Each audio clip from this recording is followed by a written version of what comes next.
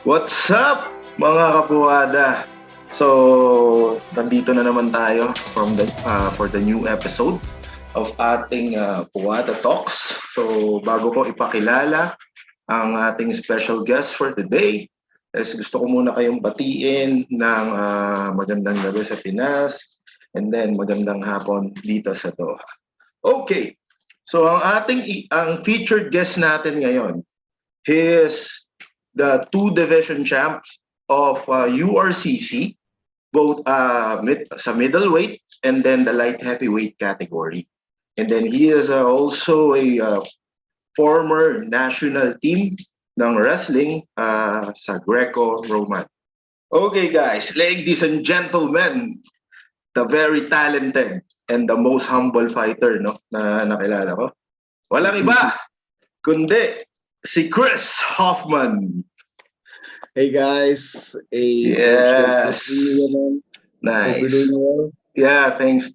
Bale bro, sobrang thank you kasi nabigyan mo ng oras, no? So, malaking tulong to na may i-share mo dun sa mga nagsisimula sa business, no, ng mixed martial arts. Alam naman natin, bago ka talaga makalaro sa isang well-known organization, you need to work hard, no?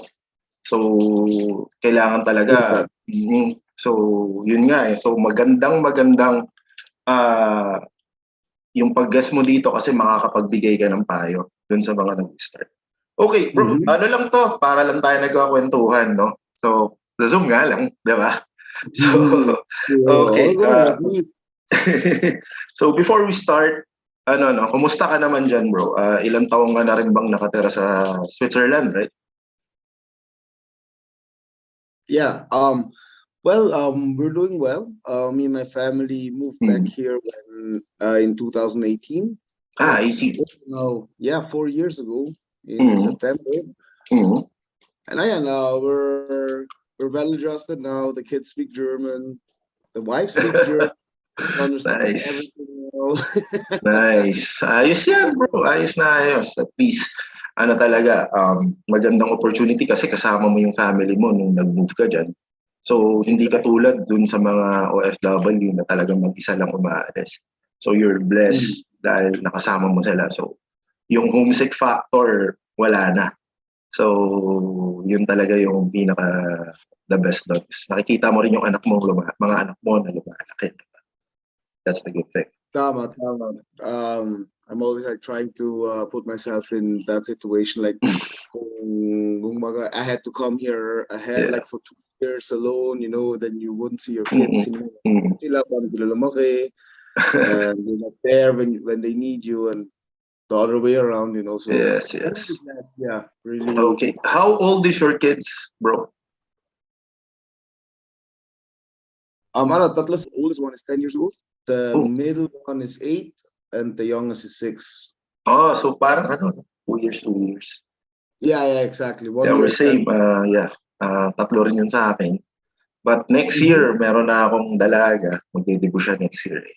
Medyo maaga tayo nag-asawa. Oh, wow. Yeah, I got married when I was only 20. Yeah. Yan, so tayo. Well, anyway, okay. So, proceed na tayo ngayon dun sa ating first question, bro. So, sino ba si Chris Hoffman? Tagasan talaga siya. So, yun lang naman. Just a brief background of yourself. Well, I'm Chris Hoffman, born 1989, November 18, nice. Somewhere in the Philippines, Manila, Pasay. Yeah. Okay. Born to a Swiss father, and after 6 months, I moved already back to Switzerland. I grew up here. So most of the time, pag ganun din. Yeah, like to grade school, we like for 7 months palagi naman, but I really grew up here, and I finished like my college and everything over here. Yeah. I was a long-time basketball player. Yes. With 11 years old. When I found out the Filipinos are crazy about basketball, but I didn't know. Siguro, 8 years na ako sa sport ng basketball. Tapos doon ko palang nalaman. Basketball league dito ng puro mga Pilipino. My mom was like always bugging me like, "Uy, sumali ka dun, magaling mga Pilipino." And I was like, sorry to do that, but I was like, what? Filipinos, they're too small, hindi sila marunong mag-basketball, ganun. I was really, hindi ko alam. Hindi ko alam yung basketball sa Pinas. Show me some PPE. Nice. My dream to come to the Philippines. Yes, iaano natin yan, hihimayin natin. So bagay ito dun sa susunod kong tanong. So, parang nasagot na rin yung susunod kong tanong, which is yung unang sport mo, which is basketball, di ba? Okay. Correct me if I'm wrong, bro. So, nag-research din naman ako. So, you come from the Philippines. Ang purpose talaga is to try out. Am I right? Correct. Nice. So, sa FEU, di ba? I ended up in FEU, yeah. We're ano pala, magka-schoolmate tayo, bro. IABF ako eh. Oh, really? Yeah. What batch? Oh, 2001, 178, 242. Napapagalataan tayo. So, I also parang nag-try out din ako doon way back 2003 and 2004. Ang problema kasi is loaded yung lineup nila. So, andun yung pa-lineup. Actually, si Jonas Villanueva is parang naka-lineup sa Team B pa lang. So, ganun sila ka-loaded, bro. Ganun sila ka-loaded. Even Jeff Chad, packet pa lang ng Team A nung time na yun. So, kaya sobrang loaded. Sino yung naabutan mo dun, bro? Well, my close friend over there, the one who also brought me there was si Pipo Nondu. Yes, naka-maroon yan guy. Or Garcia, si Colonia, si Paul Sanga. Like that's when they were second place versus Ateneo when they reached the Final Four. So under Glenn Capascio. Yeah, he was the head coach of Team A, but again, I never made the Team A, right? I was training at Team B. But the guys in my batch for my team who really made it were Tolomnia and Pelo. Okay. Yeah. Pelo was like really the guy putting the team apart. Let's say like that. Yeah, I remember kasi si Paul Sanga, nabanggit mo, na-discover yan, bro, sa inter-department. The inter-department, I Yeah, remember. he's under IABF team. Was it from there? I wasn't sure about the department, but I just remember that in the semifinals of that year when he scored that 4-3 sa last second. Yeah. He's a good hands. He's having a good hands. Sure ball. Yeah. Ganun talaga, tas ang tangkad niya pa. Tapos mabilis. That was like wild. Yun, oo. So, yun din ganda rin naman yung naging mo. Pero nakapag-aral ka ba doon, bro, or nung I was enrolled in IE for what was the course? Sports and Recreational Management, SRM. Yeah, exactly. Yeah, it's always like that. Kapag athlete ka, ang bibigay sa yung course kalimitan dun sa mga player is yun nga, sports management or sa ABF. Yun talaga yung nagiging. Well, I had my usually PE, so it was like yung 4-year course pa rin. I'm not really sure. Like, tagal na rin yun but the SRM, PE, ganun, that's like the major thing they usually take. This was year 2010 ba? Or 2010, 2010 to 11, doon ako sa FEU. Nice. Grabe na, trabaho na yata ako. Napapagalataan yung edad natin. Well, anyway, so yun nga. So, this is a trivia, mga kapuwada, na si Chris Hoffman is nung pumunta siya ng Pilipinas, the main goal is to try out sa FEU. So, yun. Doon na nag-start yung di ba? Dito na nag-start talaga yung journey, di ba? So, since basketball muna yung pinag-uusapan natin, how old are you nung nag-try ka mag-basketball, bro? I was 11 years old. I remember that, like in the schoolyard. I usually was really good in sport. Kahit anong sport, I usually win. Yeah. around 10, but then I played basketball against that one older kid. He was like Mm. 1 year older. Yeah. And yeah, he beat me to 0-11-0, 1-on-1. I couldn't play basketball. I never played basketball. Gusto doon, nag-enroll ako sa team niya. And from there on, I Mm. became his best for body, and then we played basketball. It Yeah. was like the goal to reach, to beat him. Pero dun sa FEU, bro, you play the position of 2 or 3. Yeah, exactly. It's like a guard. Wing. Sa wingman, no? Yeah. Nice. So, yun. Yun na nga, nang dumating na. So, 11 years old. So, you start playing basketball. The same time, parang, syempre, naisip mo ba doon na ito yung gusto mo talagang gawin? Well, hindi ko pa alam noon na pwede ka pala mag-professional basketball player or something. So, isip ko lang talaga, just play and get better, win the regional stuff. Yeah. Nice. But yeah, when I was like turning around 16, 17, and my mom told me about the Philippines, PBA. Yeah. Possible, there's parang may PBL pa ata nun. Doon ko naisip na yun. Meron pa.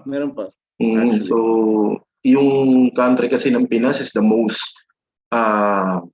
yung passion nila about basketball is ibang-iba talaga. So, it's a number 1 sport. Even in the streets, kung pupunta ka sa mga streets, there's a half court na may dumadaan sa saya. So, alam mo yun, ganun ka panatiko yung mga Pilipino sa paglalaro. So, nung time na yun, bro, saan ka unang naglaro? Ito na, nagkakaroon ka na ng hilig talaga.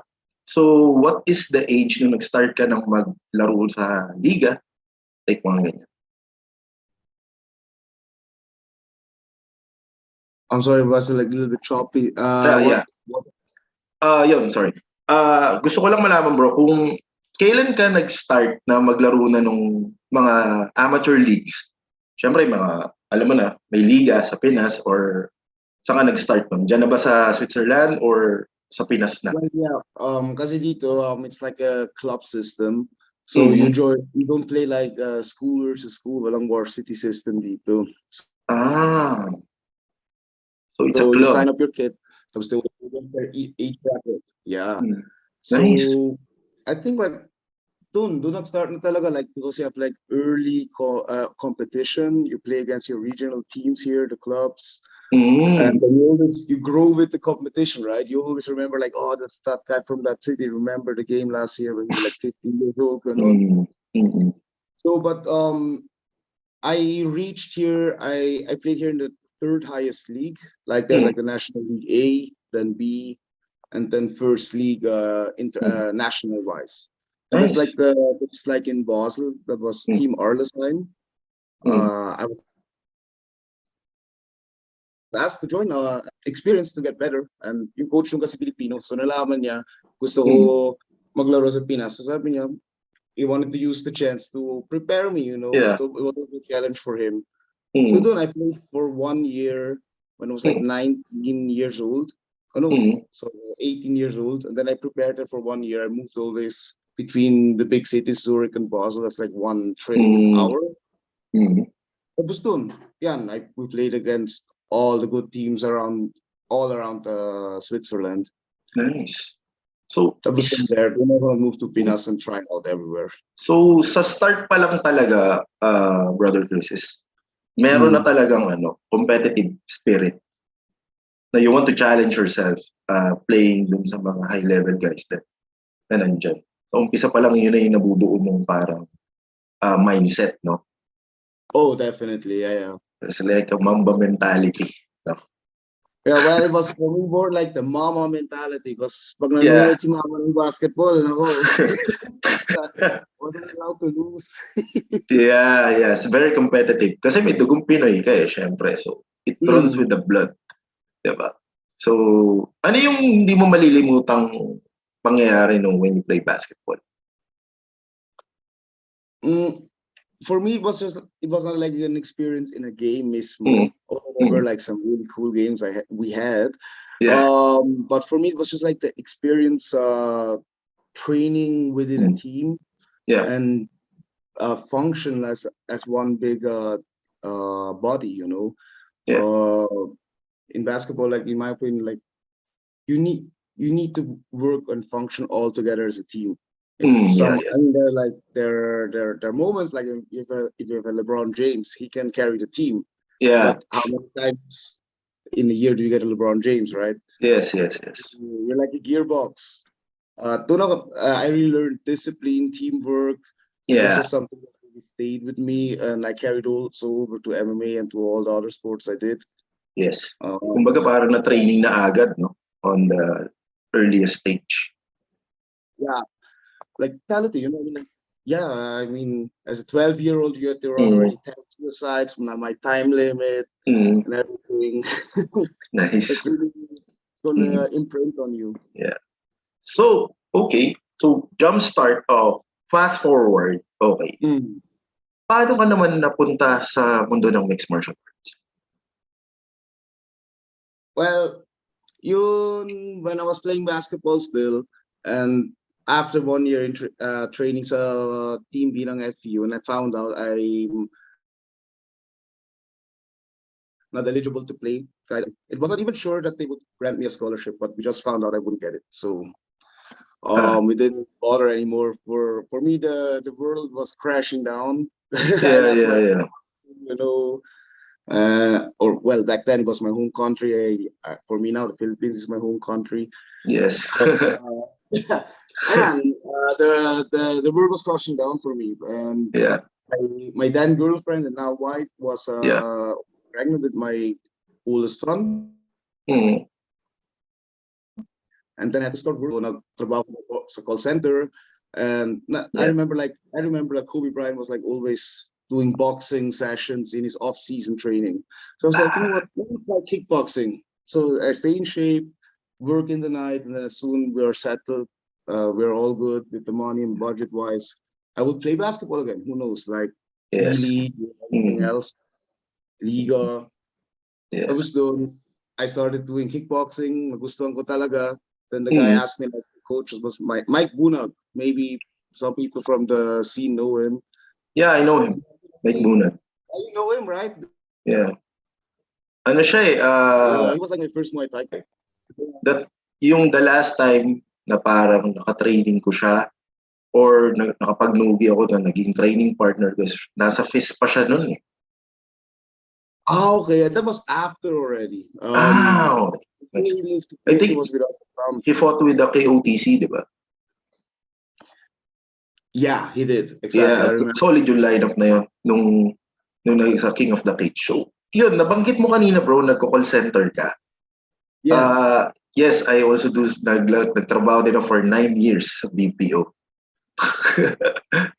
Yeah. Mm. It's a harsh. Alam mo yan. Alam mo yan. Saan call center bro, if you remember? Well, yun last call center ko was CSS Corp. I think they're still there. They're in BGC. Yeah. Yeah, it was a great time. It was a great time. Yeah, the last one that I have is TPG sa Ortigas, the day shift. That's a big one as well, right? Yeah, but the thing is, yun nga, ang hirap gumising din sa umaga, bro, kasi minsan ang shift mo is like 4 a.m. to 1, then 5 to 2. The latest will be 7 to 4. Kaya walang great. Traffic there around Ortigas. Yeah. Wala pang graveyard shift. No?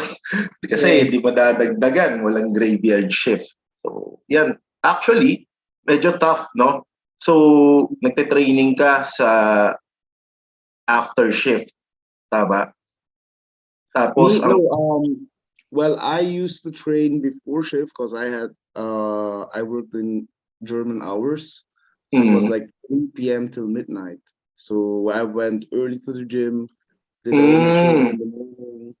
So it's like 2 p.m. to 12, parang ganyan. Almost at 3 p.m. to 12 or 4 p.m. till 1 a.m. It's a mid shift. Tama? Yeah, exactly.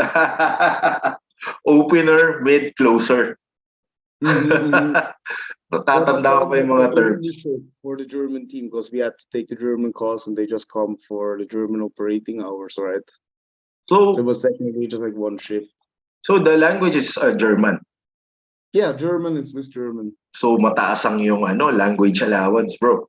Oh, that's why I did do it. There's a lot of work there. Yeah. Actually, dun sa dati kong work, the language allowance, yun talaga yung pinaka I think. The bonus is like 35,000 pesos for the language allowance. So, Yeah. sila yung sila yung hindi na uubusan ng budget kahit sahod na. Yeah, I mean, like when you listen to gossip in the office, like the bilingual regular agents, they Yeah. they earn like English speaking managers, and I was like, Yeah. oh shit. Well, not fair, but I don't say no to it. Yeah, oo naman. Kasi practicality. Yeah. Siyempre, kailangan mo kumita ng malaki. Kumusta naman sa Pilipinas yung cost of living, di ba? Yeah, right. Oh, don't mention it. So, grabe, no? So, you come to the gym like before your shift. Sa ano pa to? Sa DefTech na ba, bro? Yeah, in Sukat, sa headquarters sa BAM. So, parang medyo mahaba pa rin yung biyahe mo, no? After ng training.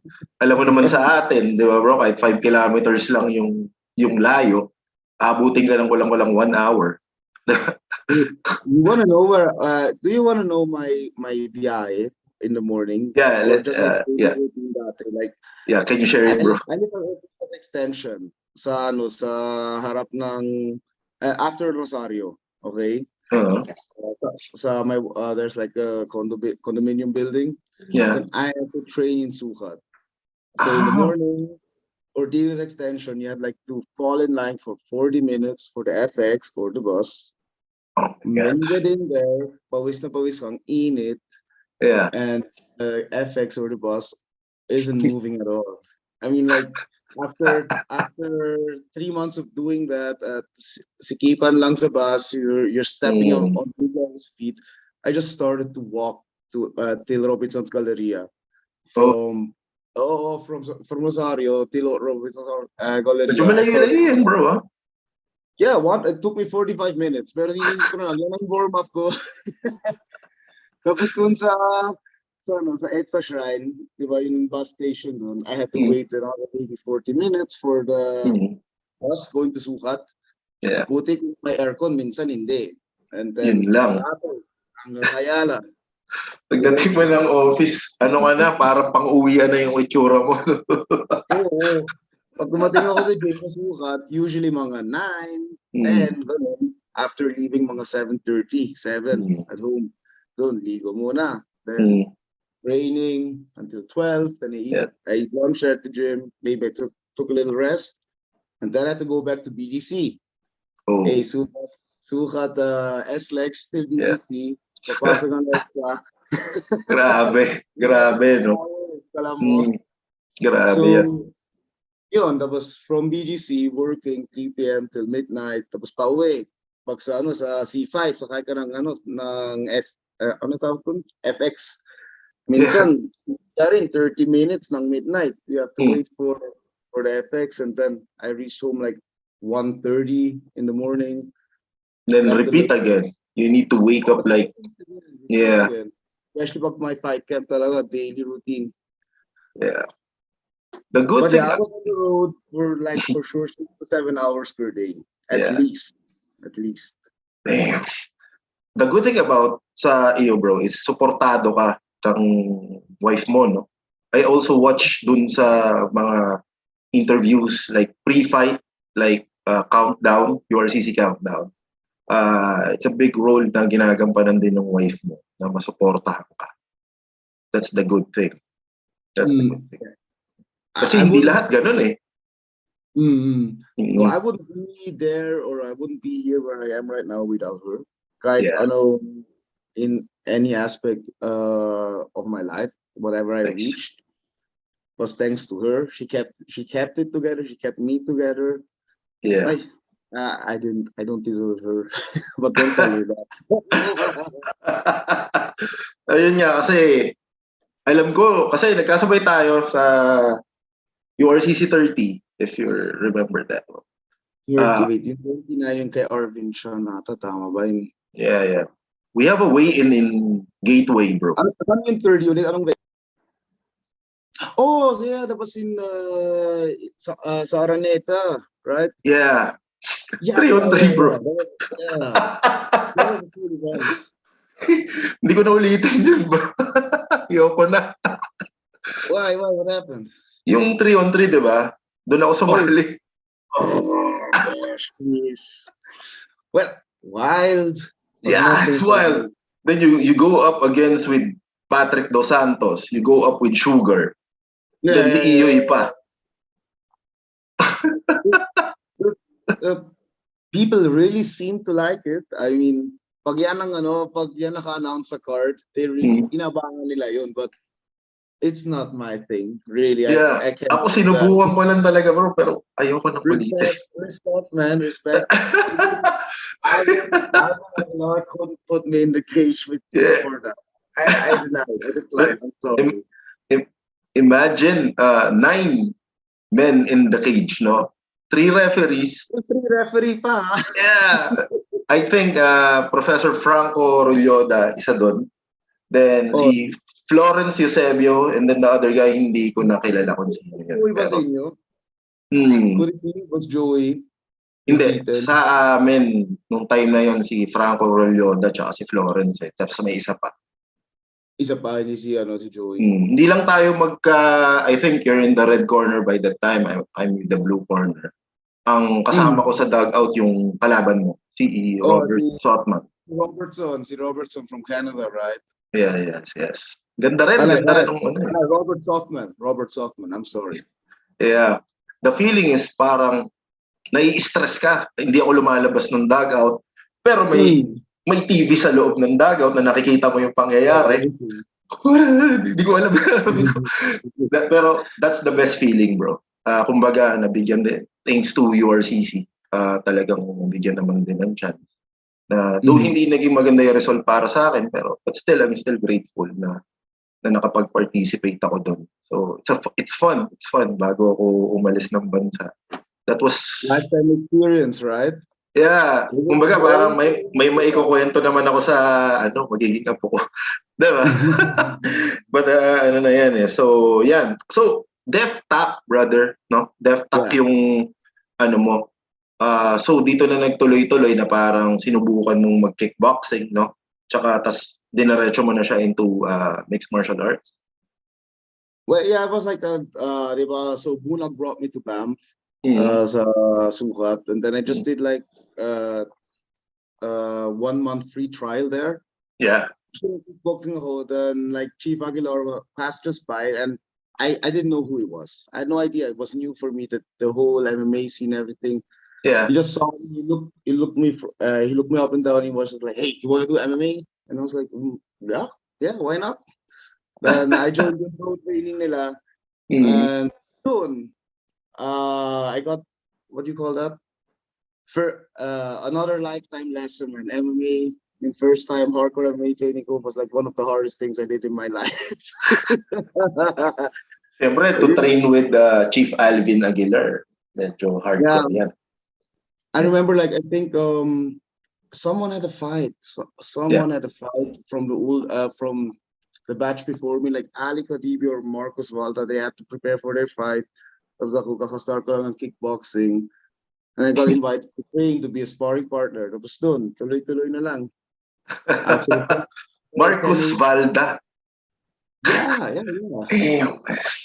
You know Valda, right? Yeah, I know. Yeah. Wrestling 101, Marcos Valda thing. A double gold medalist in wrestling championship and light heavyweight champions of urcc.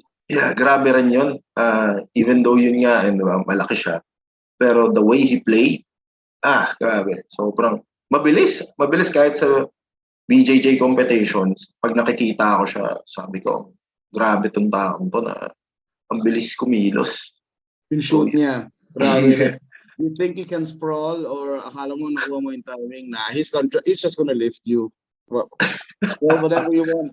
There's no sprawl that he cannot break. Grabe shoutout nga pala kay Coach Marcos Valda. No? But I think he's still teaching, no? Tama ba? I'm not sure. I messaged with him a little bit few weeks ago, and I think like he's really busy with working. As much as I know, he's in Cebu right now. Yeah, businessman na talaga eh. So medyo, kasi pagka ganyan naman, you need to prioritize din yung income, no? But yung passion naman, hindi naman mawawala. Babalik at babalik pa rin naman talaga. Kahit huminto ka ng... I'm sure Yes, about that. oo. So, yung start nun, bro, anong year to? Nag-start ka ng... Yeah, I transition into mixed martial arts now. So, it's like 2011 din ba or 2012? Yeah, it was end of 2011, going to 2012, exactly. Parang batchmate tayo sa year, bro. 2011 din ako. Yeah, but I was training in Sprawl MMA. Yeah. I know some guys over there, but I forgot all the names. I'm so bad with names. I'm sorry, guys. Yeah. Sprawl, that was tough guys, meron din like lots of guys. Yeah. So, kasi So yung... now over there, are you still training? Are you still yeah, doing bro. MMA? Pero ano ako dito, I'm having a class in Qatar MMA. MMA group class. And I also training BJJ. Dito ko na kinuha yung blue ko eh. Yeah. Congrats. Yeah, mag-1 year na rin, bro. So, wala, it's fun. Kasi hindi talaga ako gi guy, bro. So, nugi talaga. Pero I stay away from my comfort zone. Gusto ko talagang subukan. So, whatever the result it is, yun nga. Na yun, okay naman. Brazilian na yung mga coaches. So, minsan nangyayari, isa o dalawang stripe ka pa lang for your belt. Pag nakita nilang okay ka na, they will give you promotion. Ganun. Okay. Ganun yung ugali nila when it comes to promoting ng ano talaga. They're based on the training, parang training attitude kung paano ka magano. So yun na, bro. 2011 or 12. Na-research ko, bro, correct me if I'm wrong. Your amateur fight was in Los Baños, tama ba? Yes. Yeah, you fought with Mark Limbato. I was supposed to fight him, bro. Chris Lim, you were supposed to fight him? 2012, but I was only like 83 kilos by that time. Pero siya ang bigat-bigat niya. Sabi ko sa coach, hindi naman ako takot, pero the weight advantage is medyo malaki. Hindi naman siya mahina sumuntok. No. Yeah, but you knock him out, man. Nice. I remember there was may issue din dun sa timbangan, puta eh. Like 3 weeks before the fight, they said like, yeah, let's make it a light heavyweight fight. I'm like, yeah, sure, okay. Sakto. Okay. So sabi 205. What? 205? Yeah, 205, right? Yeah. Light heavyweight. And then suddenly, 2 weeks before, and I was like already relaxing. Sabi nila, oh no, let's go under light heavyweight. Below 200. Okay. Then I started to cut again a little bit. It's just 5 pounds, but still, like I was an amateur, right? Yeah. But you're still like a little bit chubby and everything. You're just trying out. Wala pang ano, no? That was 1 week before the fight, or 5 weeks, sabi. Hindi kaya ng 200, 230. I was like, what? Kaya nga nagulat ako is 205, bro. Di kaya. Hindi niya kakayanin yun, man. Malaki siya masyado eh. Malaki siya eh. Yeah, I never saw him. I haven't met him, you know. So, tapos dun sa way, sabi ko, sige, bahala na, basta na, lumaban na lang eh. I wanted to fight. I trained so hard for it. So, 230 and I was like 205, 210 with drinking lots of water. So, kita ko siya, malaking tao. I mean, like, really big. That's like a guy you don't want to make mad, you know, sa kanto, pag sa inuman or something. Yeah. Kita ko, he went on the weighing scale. I was at 240, not 230. What do we agree to? Like they were just looking to me like, ano, okay lang? May magagawa ka pa ba?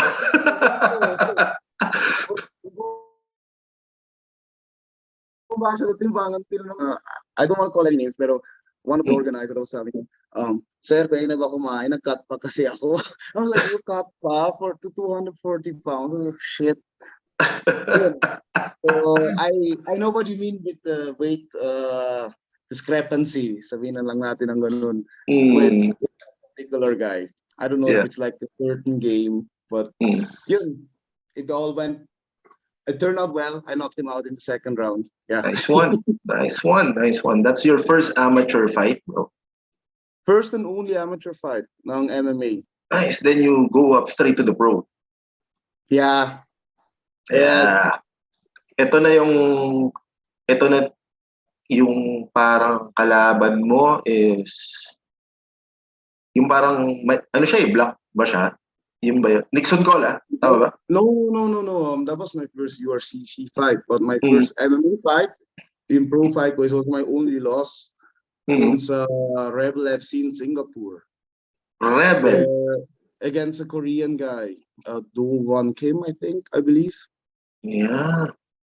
So grabe, nag-international ranks na agad. Yeah, well, it was like that. I was a replacement. Yeah. He was supposed to fight a very experienced Brazilian guy, and Rebel FC was something new. It was like the second event. They tried to compete against ONE FC. Yeah. And yeah, then the matchmaker back then in the URCC, shout out to Alfred. Yeah, shout out Sir Alfred Gealgo. Am I right? Yeah. Oh yeah. Matchmaker siya eh. Oh, matchmaker siya. Yeah, and then, yun nga, he approached my coach back then kung interesado ako. They needed a backup fighter, bayad lahat in flight. Yeah. Good payment, yung TF, okay lang. And well, technically, I was not prepared for that. It was like 1 week. It was short notice, 1 week lang. Yeah. Tapos, my second son was just got born. I was still in the hospital when my coach called. He was like, "Hey, I got you a fight." So I was like, "Oh, cool. When? Next week." I was like, "Dude, my wife just gave birth just 1 day ago." Well, my TF, $2,000. And I was like, Oh, that's quite big. US dollars. Para sa akin, malaking bagay yun. Oo naman. Sa Pinas, pag wala kang health card, which I didn't have, sagot mo lahat, So I was like, oh shit. So I turned Hindi to my covered wife. ng MaxiCare, no? Wala. Tapos yun, I turned to my wife, nandun pa siya, hawak niya si Ethan. Sabi ko, Han, si coach. Sabi niya, oh, ano? Congrats muna daw sa baby. Okay. Bakit? Ay, may laban daw ako. Sabi niya, okay lang. Sabi ko, next week. Sabi niya, ano? Sinulo ka ba? Ganun nga sabi ko, may bayad, $2,000 eh. Oh, mag-training ka na. Yun na yun eh. I swear to God, ganun nangyari. Hindi ko alam she added about pack your stuff, but yun nangyari. Yeah. So, may plus pa yan, alam ko, di ba, pag nanalo ka? May plus pa yan dapat, pero I think hindi nangyari. Yun, sa One Championship din, ganun din yung initial offer pag bagong pasok pa lang. I think it's like $2,300 or something. But ranging into 2,000, which is a good one kasi galing ka from amateur, then you're getting paid. Saan ginawa to, bro? Saang bansa? Sa Singapore. Yeah, Singapore na. Nice. So, yun the experience is, syempre, parang dun tayo matututo, di ba? For me, MMA is, there's no losing in MMA. It's either you win or you learn. Ganun lang naman. Di ba? So, para maano na yung kumbaga, yung mga lapses or whatsoever dun sa nangyayari. Kasi, for a second pro fight, di ba? So, nag-start ka, di ba? With headgear pa yan, nakakalam ko, sa amateur. Di ba? No, walang shin pads nga lang. Wala, diba? Yeah, and then the gloves is MMA gloves na talaga. So medyo talagang So, yun na. Natapos na yung Rebel. Paano ka nakapasok sa URCC, bro? Well, I trained with DAFSAG, and we know head of DAFSAG is Professor Alvin Aguilar. Yeah, Chief. Shout out to Chief. Yes. How are you? I was in the very favorable position to train directly under him or in his team, And doon ko lang nalaman yung URCC, siya pala may hawak and everything. That explained all the URCC posters there at BAMP. I was like, okay, there are many posters and everything. And yun lang, with training with Chief and preparing my amateur bout, I mean, we were working towards it. Nice. So, I don't know, it was just like a matter of time. Yun nga, yeah. Kasi ang DefTac talaga, once na, lalo na if you're under with Chief Alvin Aguilar, aalagaan ka naman kasi talaga nila. Yeah, definitely. Yeah. Same thing na nangyari kay Red Romero, di ba? So, na-grow nila si Red Romero. Nandun na rin ba siya nung nag-training ka? He was for a time my coach. Oh. Tapos parang siya, kasi siya at si Retso, si Mark Somes, parang sila ang training partner. Mark Somes! Oh my God. Shout out, Coach Mark Somes. Grabe, magkatropa yan eh, yung coach ko, si Christian Vertudaso, tsaka yan. Yeah. Pareha sila ng build, pareha silang mahilig sa suntukan talaga. Actually, sila eh, parang real, parang may swag talaga. Na they're not afraid to brawl sa loob ng ring talaga. So yung mental toughness. They're looking for the ball. Yeah, oo. Alam ko lumaro din si Coach Mark Somes sa URCC, di ba? Yeah, he did. Against Melchor Cases, I think. Him and Red, they were like fighting on a cart. Saan ba yun sa Pasay? Yung convention center ba? Yeah, there. When URCC was still in the boxing ring. Like the last lumaban sila. Like Somes just switched from sub sports to that. And I just started having training there. Yeah, and there was like a little bit. Grabe. Grabe rin pala yung na yan. No? So, yung first fight was Nixon Cola. Ba? Yeah, correct. Nice. Napanood ko yun, bro. Na-televise siya sa GMA 7. Yeah. The event is still on YouTube. Yeah. So, grabe rin yun. Grabe, he's a very strong guy. Maano talaga siya. Nixon Cola, malakas eh, no? Malakas siya eh. For his... Yeah, as much as pagtama in memory ko, like he's a rugby player, right? Yeah. And parang he really relied on his takedown ability, I believe. And how he like harass people, like diba blitz siya lagi. He's like swinging in, or he used to swing in, just move forward. Yeah. That was nice. I got the opening. Yeah, I saw it. Na naging maganda rin yung performance mo doon. The good thing about you fighting, bro, dun sa mga na-research ko, is you'll never give up, no? Talagang, yan eh, talagang whatever happens, ibibigay ko lahat, no? Ganun yung attitude mo. Yeah, there we go back to basketball and my mom on the sideline. Yeah.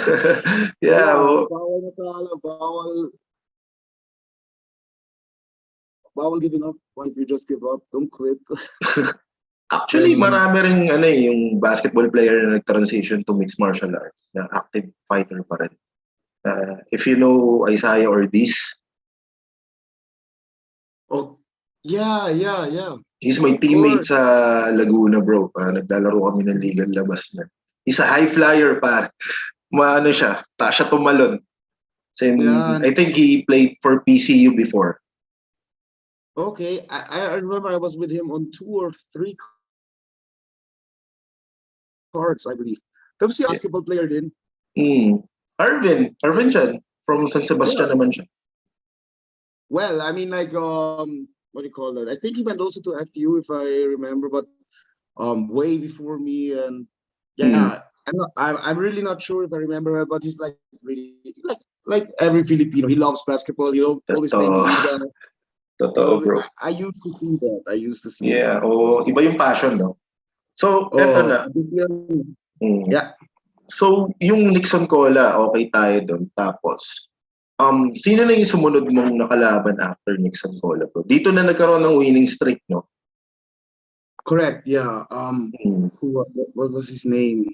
Yan yun sa Pampanga, sa Fontana. Um, I forgot his name. I'm sorry, but he was the student of Arvin Chan. Arvin Chan was coaching him back then. Oh. Jason Lim, I believe. Yeah, I yeah. think it was Jason Na ano ko Lim. siya. It was his Mm, first fight, and it was mm, my third pro fight exactly. Nice. So, kumbaga parang ito na, nakukuha ko na yung rhythm ko. Ito na to. So, yung hindi mo malilimutan nung naglaro ka ng mixed martial arts, it's either sa Rebel or sa urcc. Ano yung hindi mo makakalimutan? Uh, that was my fight with Kaloy. Oh my There, God. I really Oh have to my stop God. it. Kaloy the I had bad to boy. mentally, physically, that was like, I mean, it was always, I reached my limit. I Yeah. was getting there. So How that's was his something I punch, will bro? never forget. I will always remember, like the moment I was there, and like I hit him with everything but the kitchen sink. Nakita Yeah. tumama ng, front kick to the chin. Wala. It's not there. Very durable siya, bro. Very durable siya. As in talagang may term tayo sa Tagalog, like makunat. Ganon talaga siya. Exactly. But how's the punch, man? Naku-curious ako, gano'n siya kalakas eh, di ba? Grabe yung ano siya eh. Yeah, I remember he hit me one time clean. That was like really in saglit yun na when I went for the takedown, and he was like on mount swarming me. Talaga lights out of I was like shit. Buti nakatayo pa ako dun. Kaloy, ano yan eh, Kaloy, the icon na talaga yan eh. So, hindi talaga na ano yan. Siya na talaga yung isa sa mga pinaka Hall of Famer when it comes to Philippine MMA talaga. So, grabe yun. Nakita ko rin yun, bro, yung laban mo with Kaloy Baduria. Nakita ko rin yung ano mo doon talaga. As in, yun yung championship ba, bro? Or hindi pa? That was where we fought for the vacant light heavyweight title, yeah.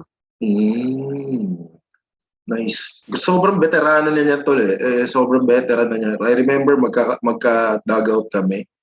Wala siya sa ano bro. Wala siya dun sa fighters call out. Di ba isa-isang tinatawag yun. And then Oh, papakilala ano ka. siya? Wala siya. Ang Pag mo sabi sabi, pa, tumaas daw yung blood pressure. Galing pa doon ako hospital. Tapos nagpapatape siyang ganyan. Parang wala lang. Okay na, game na to. Game na ako. He fought against Mark Palomar. oh yeah, that was the same with that with Nixon Cola, exactly. Yeah. Hindi, ano to, parang rematch na niya yon bro. I was Rematch na niya. Nag-rematch sila ni Mark Palomar. Yeah, okay. nag-rematch sila. Pero grabe rin yung suntukan nila noon kasi sobrang solid. Talagang hands off din ako talaga dun sa ano nila bro. So yun nga, si Sir Kaloy Baduria is one of the toughest fight na encounter mo on your MMA career. No? Yeah. So paano naman tayo napunta dun sa ano bro? Share lang natin. Paano tayo napunta into middleweight naman?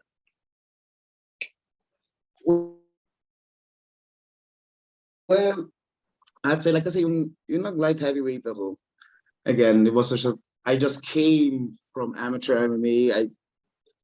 I didn't prepare properly yet, or like how professionals would have done by that time, right? I was still not like full-time athlete, so my chubby pa, ganun, that's extra weight.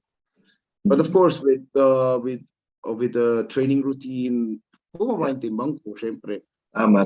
Pag-intense, no? Yeah, and tipong talagang all out na talaga yung trade. Actively like every week. Hindi pa pinasok ko lang, pero pag international, it's too big for me, to be really honest, you know. And dun, middleweight was really like the weight I was able to reach. I felt well. Pero dun, we worked from there actually. Nice. Yun lang. So, but nung time na nag-middleweight ka, ikaw pa rin naman din talaga yung sa light heavy, di ba? So, kumbaga parang, ang debut mo ba nito bro is parang nagkaroon kayo ng vacant middleweight, tama ba? Or meron dinidefend mo yung ano? Yung laban, I mean parang nung nag-middleweight ka na, ano to, parang championship agad na? Or ano niya? Parang eliminations or something like that? Let me think about it. This is against Jean Adahar? It was against Joe Lahar, yeah. This guy's also good. Oh, magaling din yan eh. Great. Have you seen him fight at the UFC show in Asia? I didn't see, pero alam ko hindi tayo pinalad dun sa ano niya. Pero I think grabe rin naman yung puso ni Jan Adahar din. Okay. Then, yeah. What do you call that? No, my first middleweight fight was against Arvin Chan sa sa Valkyrie, yung kay Baron at kay ano. Yeah, oo. Yun yung start. That was my first middleweight fight, if I remember. But it's not a championship, no? Hindi to championship. No, it's not yet. Yeah, it's like vacant. Exactly. Back then there was no, but it was just a regular fight. It was not a championship fight with Arvin Chan. So nung pangalawa na, ito na yung kay JE na for middleweight. Tama ba? You know what? Let me get shared off. I don't remember all the fights. Okay lang ba? So, sige, bro. Okay. Teka. Look at your share dog, bro. Nakakahiya, pero I have to. It's okay, man. It's okay. Kumbaga, para lang naman din tayong nagkakwentuhan dito. So, curious lang kasi, nag-research din ako eh. Yeah, I do a research. Yeah. Nga, yun. Kay Kaloy, I fought at urcc 27 for the light heavyweight title. I won. Then I went to Arvin Chan in Fight Night. Yeah. Sa Valkyrie. Yeah. Then after yun, kay John Adahar, tama. In Marriott Casinos. There I won the title. And then I defended sa San Francisco. Yun. Sorry. Okay. So, almost 2 fights din naman bago tayo. Bago ka nabigyan ulit ng championship na So, how was the feeling na nauna mo nakuha, di ba, ang light heavyweight, di ba? Tama. Oo. Then after that, nagkaroon ka ng parang road to 185 or middleweight. So, how's the feeling pa, bro, nung sinasabit na ulit sa'yo yung panibagong belt? Well, that was great. I remember nasa cage ako. Yeah. You feel invincible eh. Yeah. But you have the best camp, no? Nung time na yan, no? Maganda rin yung training camp mo din, di ba? Oh, yeah. That was really well prepared. Yeah, solid yung training camp mo. I think may coach ka yata dun, bro, from DefTax na wrestler siya. Ibang national. Correct me if I'm wrong, parang yung siya, hindi ko sure kung anong nationality niya, pero ibang lahi siya. This was your corner, alam ko eh. Coach Richard, nandun din sa'yo, diba? I had Professor Richard Lasprilla in my corner. Tapos si Jericho Tumagan, my teammate. Yeah. Meron pa na para siyang foreigner. Wala, bro. I'm not sure. No. Okay. Sige. Kasi yun yung so nakita ko full pack yung camp mo nun. So talaga naging maganda yung performance, no? Dun sa middleweight fight mo. Yun yung naging okay dyan, diba? Yeah. So ayos din yun. So that's the time na parang eto na, make history sa Philippine MMA also. I was a 2-division champion. So yun yung talagang the best na nagawa mo rin in your career. Kasi na-highlight talaga siya diba? Na meron ka talagang, I mean, bihira yun yung dalawang belt na bro, diba? So at the same time, yeah. Yeah. Then I think it was the first time that happened. So you are daming ang alam ko kasi sila Edward Fulayang is bumababa sila ng welterweight by that time, and then welterweight, then like he goes for 155. Yun yung era ng Team Lakay na talagang almost lahat ng promotion meron sila doon, 'di ba? May mga So, fighters sila from PXC, urcc, one championship, 'di ba? Meron yan yung Rebel, 'di ba? Yun din yung nagiging ano. So, bro, ito yan eh. Curious ako. So, yeah. nung time na nasa Pinas ka tsaka dyan, I mean, sige, sa Pinas, paano mo na ma-manage yung time mo? Pero nabanggit mo na kanina nga, di ba? So, parang ako, nakakapagod din, di ba? So, pero curious ako at gusto ko rin mai-share mo dun sa mga kapanood nito. Paano mo siya na ma-manage and then how you get used to it, di ba? Traffic pa lang, kota na eh. Di ba? Yeah, well, back then sa Pinas, yeah, it was just like really discipline. You had to motivate yourself like with 4.5 hours sleep. Yeah. You still stand up, you go through the bullshit traffic, just to clean. Yeah. What was the exactly right? Well, it's just like discipline, and I agree the support also from my wife. Yeah. Being also a role model for the kids and Yeah. being motivated, Yes. And yeah, and I also like it's also like competing on against myself back then. Because Yeah. it was like the big jump from basketball to MMA. The big difference Yeah. is it's not team sport anymore. It's all on you. I mean, Nice. you don't blame like, oh fuck, my team didn't pass me the ball, or when you lose, it's 99% your own fault. You got tapped, you got knocked out, you lost fight by decision. Yeah. So, Yun din talaga, no? Yun yung mga challenges for, talaga, kasi working in a BPO company is not a joke. Diba? Not a joke. Yung everyday stress na, ako kasi, nung time na na-training ako, minsan may mga bad day ka na pupunta ka sa training. Kasi normally, nung nagko-call center ako, parang may mga times yata na fourth week ko nang in a row, bagsak yung quality assurance ko. shit. Ay, coaching ka na tatawagan ka sa bayan na coaching please. Tapos may memo ka. Diba? Parang tas mag-training the ka good pa. thing is, sa amin kasi it's like I was a little bit lucky. That's why it was like the perfect job for me. Yeah. Over time, na-reduce yung mga calls and emails. So it say now I don't work there anymore, but it reached like 5 calls per day, 15 emails per day. So ako, rest lang ako sa office eh. I worked like 45 minutes, tapos ayan, tulog-tulugan na, recover from training. 15 emails konti yun bro ha. Nice yun. In the last 2 years, pero in the beginning, syempre, Nice.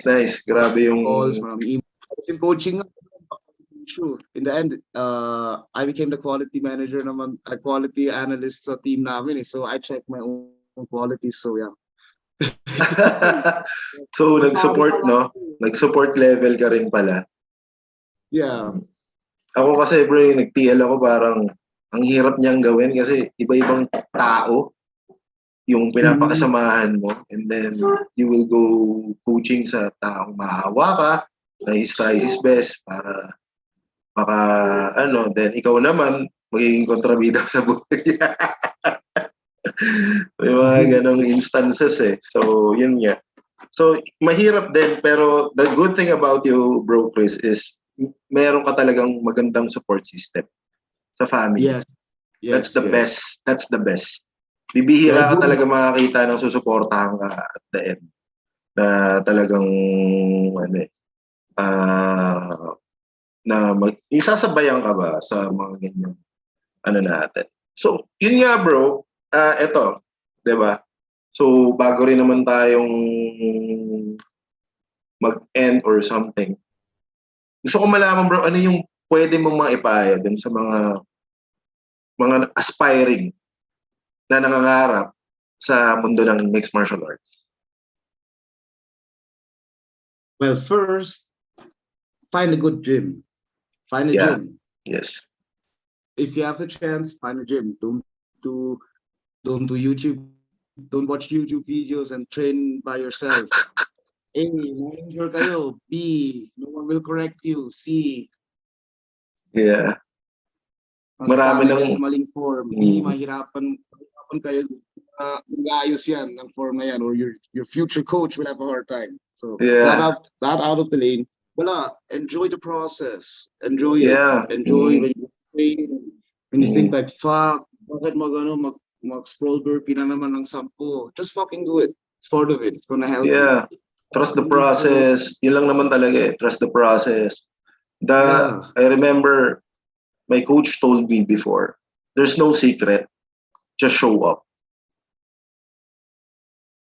Yun yung yun yung tumatatak lagi sa isip ko na wala namang special formula. You need to show up lang talaga, di ba? Yun lang naman, and then train with your all out. Di ba? Yeah. So yun nga yung kagandahan ng talaga. At the same time, huwag magmamadali. No offense naman sa mga ibang nag-YouTube ngayon. They're into fighting, they're into boxing. And then the last is like what I heard is will be fighting against kay Sugar, 'di ba? Pero yun nga eh, medyo ang tanong, sige, paano naman yung mga tao na like yung mga athletes na nagpapakahirap din just to make it into the bigger frame or bigger organization. Diba? So ito, syempre, si followers, maraming ano. So, nabibigyan ng laban kasi nga, it helps for business. But the thing is, Right. parang sabihin na yung hardship na ginawa, parang sabihin na parang, pahirap mo na kayo. Grabe naman, just to be fair, right? Yeah. Just to be fair nung mo, diba? So, yun. So, yun nga bro, yung any message lang, no? So, yung sa mga taong tumutulong sa'yo, when this is the right time, kung man na may pasalamatan ka, na alam mo yun, na parang...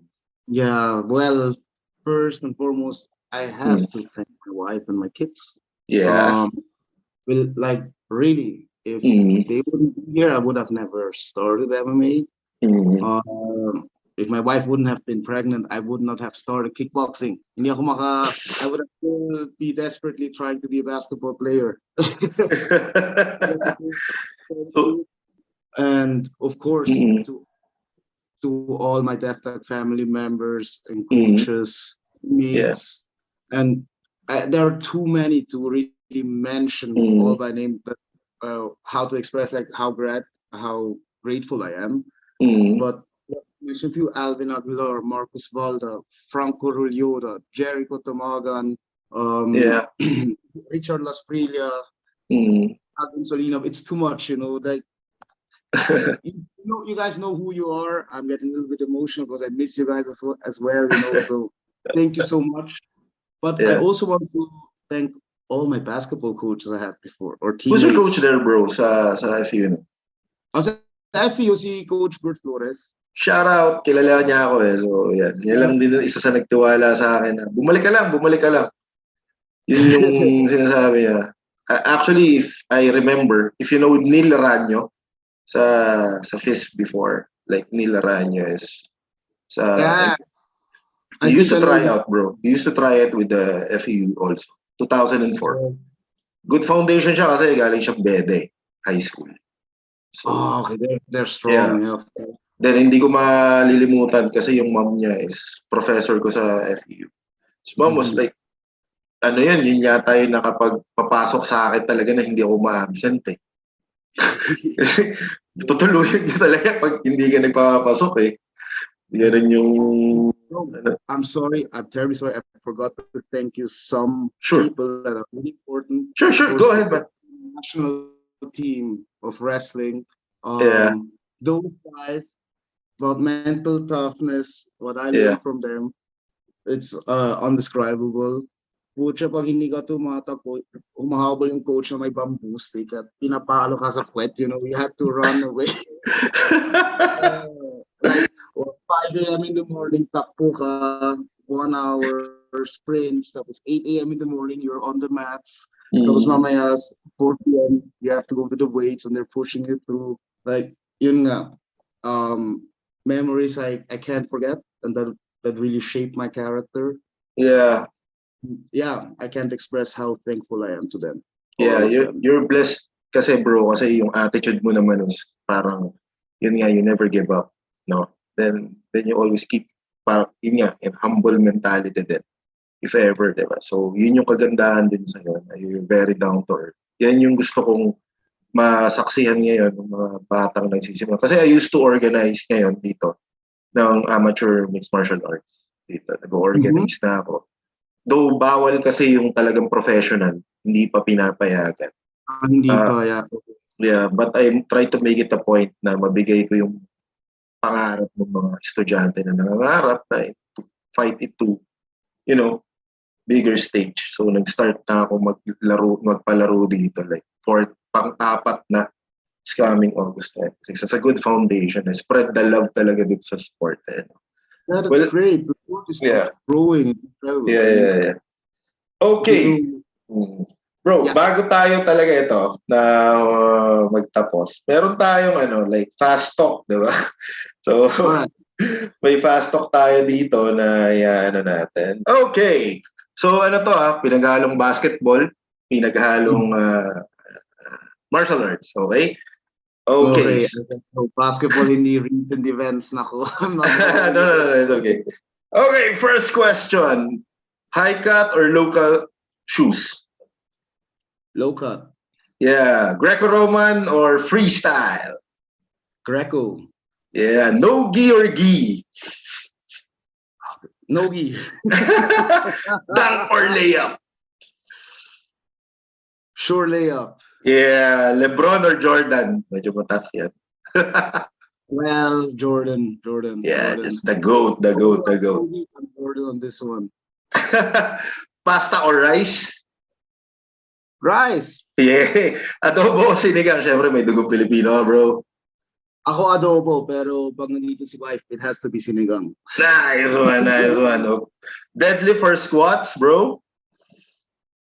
Deadlift. Okay, long distance running or sprinting?